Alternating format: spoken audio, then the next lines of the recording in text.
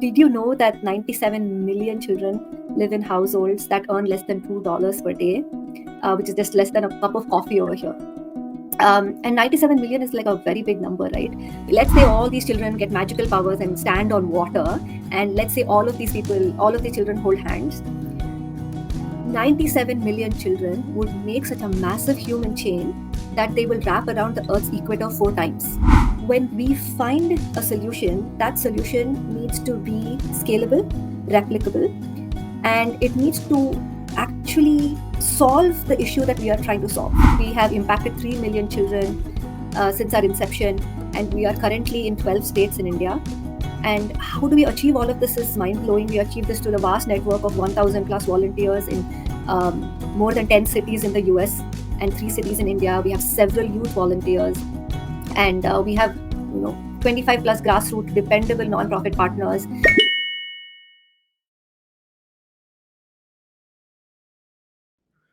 Hello, Purpose Driven community. Welcome to this new and exciting episode of our Hope 24 podcast series.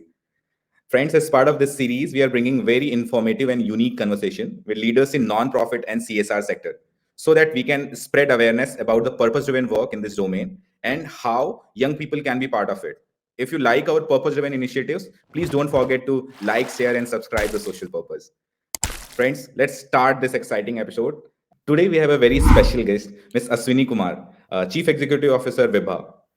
Friends, Vibha is a US-based social venture catalyst that invests in scaling proven solutions to improve learning levels in government schools, currently supporting over 15 projects across India. Very warm welcome, Ashwini, to this exciting episode. We are really looking forward to this exciting conversation.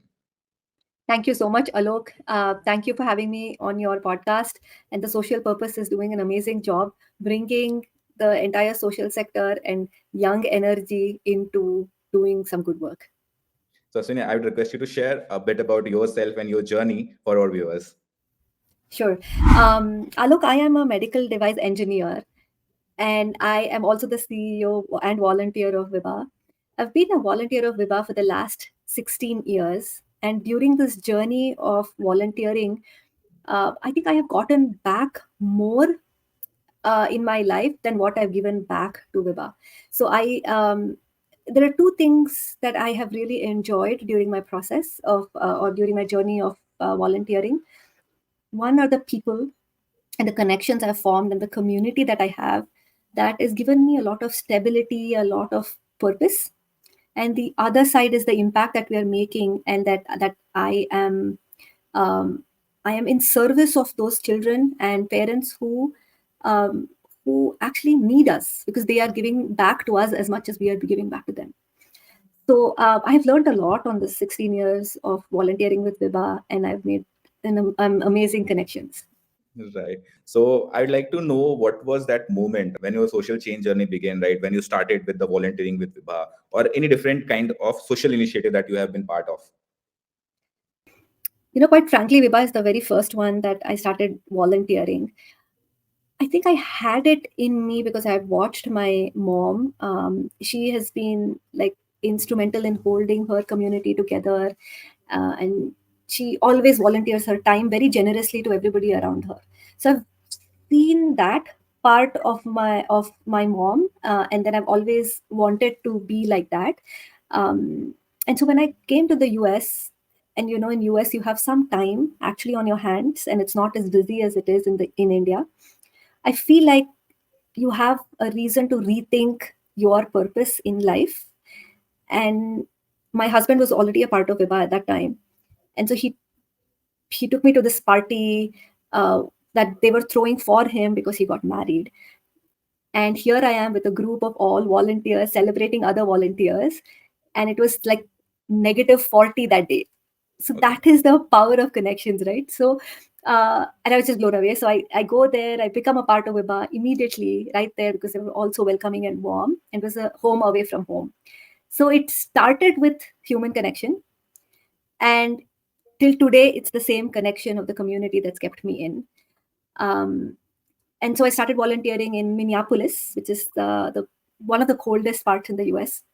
Right. And then I took Viba with me everywhere I traveled, in New Jersey to California, and then Mumbai, and then now I'm in Raleigh, North Carolina.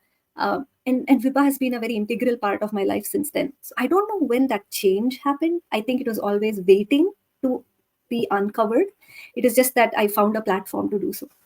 Yeah, I can sense that power of connection, belongingness. So that belongingness is truly special to me. So I'd like to know more about Vibha, kind of work Vibha is doing, and what was the thing that has fascinated you most about Vibha? Viba is a completely volunteer driven organization in the US, right? Um, but we take volunteering very, very seriously, which is what fascinates me. Um, we all have a corporate job. We all have, families, little children. I have a 6-year old. But still, we all, after 9 o'clock, jump on calls till 10:30 and generously give our time and skills and brain power for, I don't know, children who we don't even know, right? So that sort of is what binds us all together. The generosity, in my mind, of other people who are a part of the community, and Viba is also, we are not an organization that just does the same thing and think that there is nothing to improve. So it's been Viba's been around for 32 years. And since then, we have evolved as to how we need to be a part of the social ecosystem and how can we help. We started with funding a lot of little entrepreneurs, social entrepreneurs, and nonprofits. Then we moved on to sort of focusing on a few that we think are going to be scalable and replicable. And now we have realized, in our third phase of the organization, we've realized how we have to be that sort of connect between a lot of players who are trying to do good in the society. And we can't do anything without the government. And they are the biggest partner for us. So we have evolved, and that evolution is, and that continuous improvement that we have within Viba is what is very fascinating to me. Amazing, amazing. So I'd like to know that as this term has come, right, social venture catalyst. So what exactly this means and how you support different organization that you have told about different stages, right? You are supporting entrepreneurs, then now you move to see how the projects are working with governments, so that you can look at the scale with quality. So how my there are two questions in it. So what is this social venture catalyst, and how you support different organizations? Right. Um, so we're not a typical funding agency where we fund solutions and then watch and wait. Uh, but we look at it as though we are that spark that's needed and that glue that's needed to bring people together. And so we are a catalyst for change versus calling ourselves a funding agency. And for a catalyst to work, you need ingredients. You need um, chemicals to come together to actually create a proper solution, right? Those are the different people we bring along with us and put them all in the mix, help them all work together and improve and transform lives of children through that process. So that is why we call ourselves a venture catalyst. And our thought processes that when we find a solution, that solution needs to be scalable, replicable, and it needs to actually solve the issue that we are trying to solve, right? It's not like a band-aid solution. We need that solution to be able to solve the real social changes that we want to wish to see. And second part is the scalable part, which is we don't have unlimited resources. We want to be able to use our resources very carefully and make sure that the resources we put in gives the biggest impact. And so those are the two very important parts for Viba. And I feel like I think we are looking at it in a very corporate lens. Even though we are a non-profit, it's because of the people who are a part of Viba, how we come in with all of these corporate skills and then we utilize those and pick and choose what really works in the social sector and use that to improve the lives of everyone around, not just the uh, children, not just the teachers on the ground, not just the social entrepreneurs, but also the volunteers here, the youth volunteers here. All of us are evolving, and all of us are bringing in new ideas. And this it's fascinating. Yeah, it's clearly evident. I think Vibha is supporting with funds as well, and also with the skills of the volunteers that and optimizing the organization, different non-profits that are working in India, so that I think reach out to more people and create significant and scalable impact. Truly, truly impeccable. So I'd like to know more about that. What problem Vibha is solving? So what is the vision Yeah, and of Vibha? yeah. There are some studies which kind of say how many children live in poverty in India. Do you know? Um, did you know that 97 million children live in households that earn less than $2 per day, which is just less than a cup of coffee over here? And 97 million is like a very big number, right? We don't know how it looks like. So let me kind of tell you what it looks like. Let's say all these children get magical powers and stand on water, and let's say all of these children hold hands. 97 million children would make such a massive human chain that they will wrap around the Earth's equator 4 times. These are just the number of children living in poverty in India. So think about the scale of the problem. Now, all of these 97 million children living in poverty attend government schools. So if we improve government schools, we can make a huge difference in these underserved communities. And what, for me, the most, you know, a quote that has always made me move along this journey is the quote of Nelson Mandela. He said, education is the most powerful weapon that we can use to change the world. And not just me, but all of us in Viba strongly believe that. And it's the only weapon, the only tool that we can use to break this intergenerational poverty cycle. And Viba's vision is to ensure high quality education for every child. And our mission is to improve learning levels in government schools by scaling proven solutions. So, what we mean by that is we empower government school teachers, motivate students to learn, and enable grassroots NGOs to improve learning levels and make a huge impact. And so far, Alok, we have impacted 3 million children since our inception, and we are currently in 12 states in India. And how do we achieve all of this is mind blowing. We achieve this through the vast network of 1,000 plus volunteers in more than 10 cities in the US and 3 cities in India. We have several youth volunteers, and we have 25 plus grassroots dependable nonprofit partners, and we also partner with the education ministry, local governments. We have a small but mighty operation staff in India, and then we have thousands of donors worldwide who come together with us to prove solutions, to scale solutions, and to um, get the solutions in a very sustainable state where we can hand it off to the government, and then the government can take over.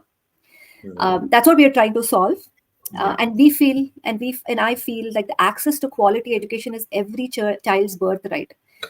And we are serving millions of disadvantaged children to read, write, and do basic math, and just to enable them to succeed in life. Yeah.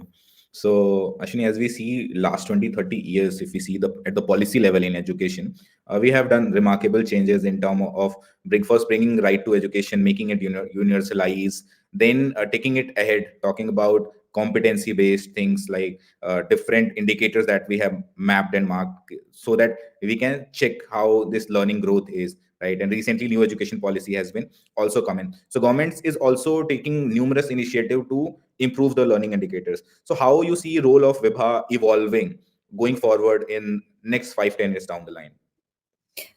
Actually, this is the best time to be an NGO working in education, I feel. Right now, there's new fresh blood within the government system. Everybody's focused on learning levels. There's SDG 4, which is driving some of those learning level indicators. And people are watching India. Basically, in my mind, they're watching India and want to see how it's going. And state governments and the central government are invested in it. So now is a great time to be actually an NGO working on education. Um, and the only partner that will help scale solution is the government. So I feel like if we work with governments, a local government, and help them solve their biggest issues in terms of learning levels, I we are going to impact at least 10 million's lives in the next 10 years, just for Viba. And similarly, if there are organizations, that NGOs, that start working with the people who can actually bring the change, I feel like we can solve the issue much, much quicker than we think we will. And we can. Yeah. Right. So my next question is related to non-profit leaders. Many of viewers would be from non-profits, and they would like to know how exactly Vibha supports non-profit, right? So how they can reach out to Vibha, what is the process for even the support and also the funds that they can get for their project. So what's the process Vibha follows? Thank you so much, Alok. Great question. Um, we have a projects team within the whole Viba setup, all made up of volunteers. And we've been looking at nonprofits for the last 32 years, and we have a set of the kind of parameters that we would like in our partners. And when we make them our partner, they are truly partners. It is not like we are a funding agency. We actually help these nonprofits to improve themselves through the skills that the volunteers bring and the awesome staff that we have in India brings, right? And for us to make them a partner, there's a application process, and then there's a team of volunteers who vet the organization. um, and so the best way to do is get in touch with Viba at info@viba.org, kind of present their case, and then we can take it from there. We are very open. The volunteers here always want to learn about the awesome things that the social entrepreneurs are doing on the ground, because we are in awe at how much, how in we are at awe to see how much of work is being done, and we're so inspired by some of these conversations. So we're always looking forward to learning more about the new solutions. And our India staff is amazing. Um, and so they are our eyes, ears, hands, everything, and they kind of help to analyze the organizations. So like I told you, we want solutions that really um, that systematically eradicates the problem that they're trying to solve. We are looking at solutions that are scalable and replicable. And we're also looking at solutions that can be sustainable at some point of time. So we are looking at that recipe of one solution for all of these coming together. And when we call it replicable, right, we're not calling replicable in terms of just take the solution and put it in a different place or a different state. I know there's a process, and Viba is there in that process every step of the way. We help customize those solutions to fit another geography. We help understand what is the real issue and then modify the solution. But what we mean by replicable solution is that replicating solution is that that underlying foundation of that solution can be replicated, and it suits all geographies, it suits all children that we want to impact. Amazing. I think it would have helped many of the entrepreneurs or any of the non-profits who are looking for support. And my next question is, how do you look at this evolution happen in last 10, 15 years down the line in non-profit and CSR space? Especially CSR has come in 2013, right? So how you see this whole thing changing? Because you have been involved in volunteering and with non-profits from over 16 years, right? So you would have seen this change. How you look at it? Yeah, I think thanks to the government for the whole CSR initiative. um, I think it gives that confidence to nonprofits um, to think about new creative solution, and knowing that there are corporates in support, and that they, if they find a good one, they're going to come forward and help us, right? So that sort of confidence was lacking and missing all these years when CSR was not there, but now that it's been introduced, it has really been a boon for the social sector. um, I think there's a lot of work to be done also in the corporate side, where they have to analyze their own strengths and their purpose of being giving back. For example, if corporates are, they have to figure out whether they want to improve a geography around where they are, or they want to help all the underserved communities that are working, for example, in the marginalized community of farming, say, uh, what do you call it, smallholder farming communities, right? Or they have to decide whether they want to put their money towards vocational training or say skilling and education. I feel like picking a sector for the CSR would help them kind of decide and analyze the nonprofits that they want to work with. And there's an evolution that Viba has figured out for the last 32 years, that I think the CSR communities have to go on that journey, identify the right solutions for them, identify which space they want to be in, identify what drives their employees, and then kind of focus and then give the funds out. True. My whole concept. Yeah, yeah, I truly echo that it has brought a lot of structure and focus in this whole social impact and non-profit space. So it's truly amazing to speak with you, Ashwini. I think with this, we have come to the last segment of our conversation. It is related to power of volunteering and role of young people in social impact, right?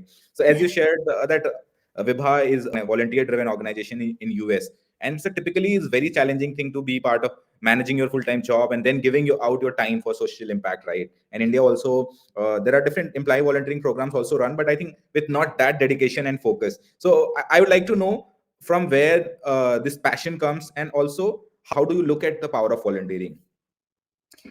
Very interesting. Thank you for the question, Alok.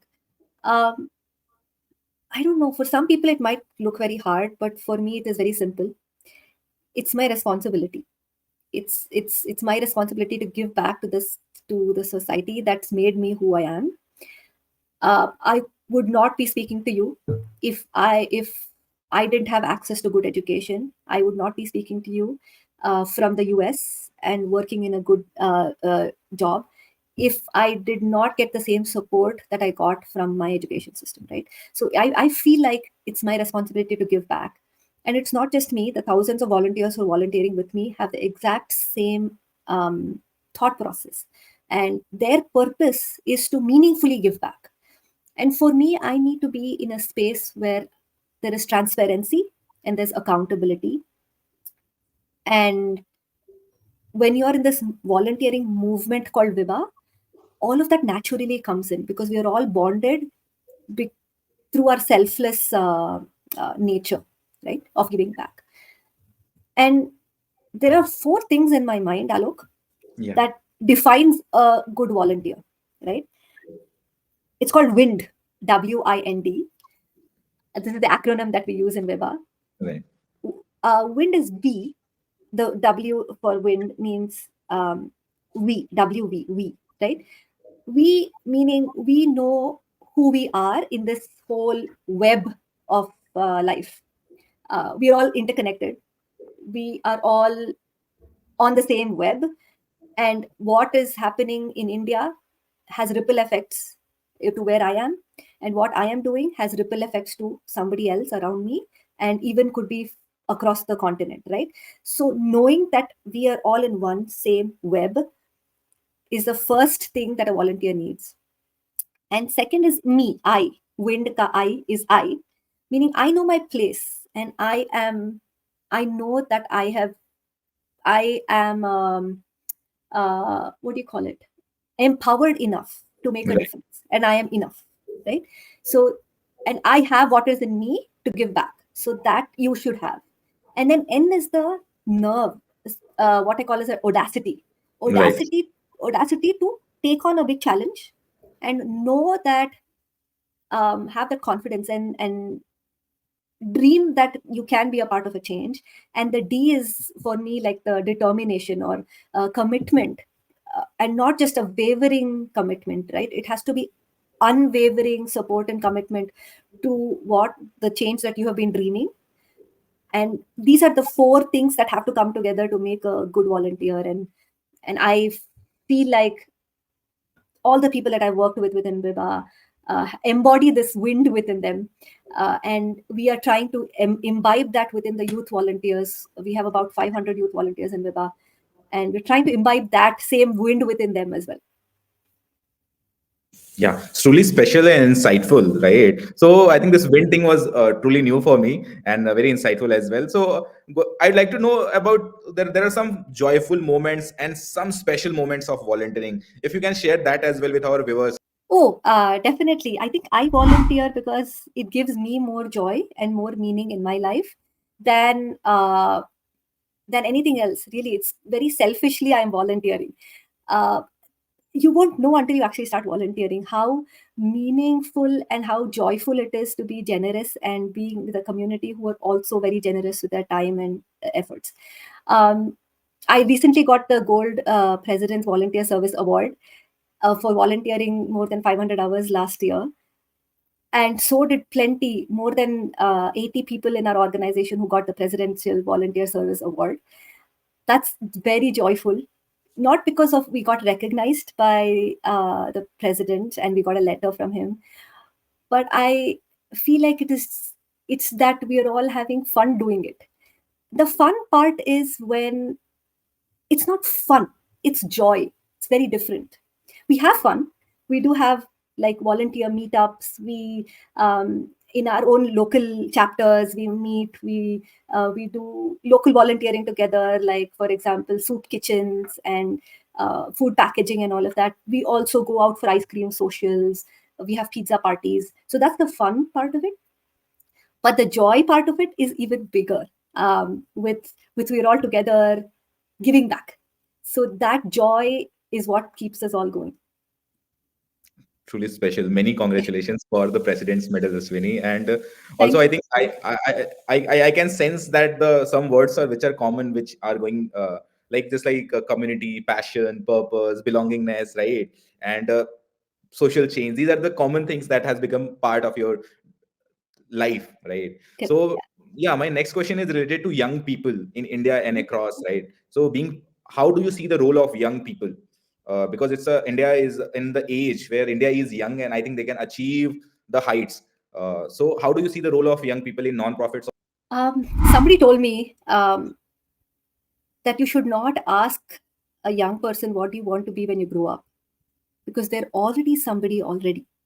I feel like young people have enough that they can step up, right? Um, they just have to feel the wind within them, like I told you. They just have to realize that they have immense potential. Doesn't matter if they are 8 years old or 18 years old or 28 years old. We have enough that we can give back in our own little way. So I feel like that they have to realize they don't have to wait for a stage later in life to give back to the society. And in India, I feel like there's a lot more you can do. When I was back in India, I did not realize how much difference I can make to my own community just around me. And I thought I was insignificant and I don't have enough to make a change. But it's only after a few years later on in life I realized I could have done much more when I was younger. I didn't have social responsibilities like, family, whatever, work. Um, and that is a time which I should have gained that confidence and the nerve to say I can be that change, right? I can actually go out and help someone. I didn't have that, and I think we should encourage that within youngsters. They are already somebody today. They don't have to wait to be somebody later on. They just have to take those steps. That's truly special. And recently, I was reading Dr. Kalam. Having a smaller dream is a crime, right? So, Totally. so it is like I think it gives a lot of insights. Like many times, I think I'm 30 years old, and I'm still when I look back. So I see why people when they grow up, they try to look back and invest in young people because I think they have immense, immense, immense potential. Given they find their purpose, their vision, and alignment, they can do exceptional things. And truly, education is powerful, and Vibha is doing amazing, amazing, amazing works in a way to supporting different solutions across India. So with this, we have come to the end of our episode, Ashwini. And any last remarks or suggestions to our viewers you'd like to share? Um, Alok, thank you so much for having me. I truly enjoy talking to you.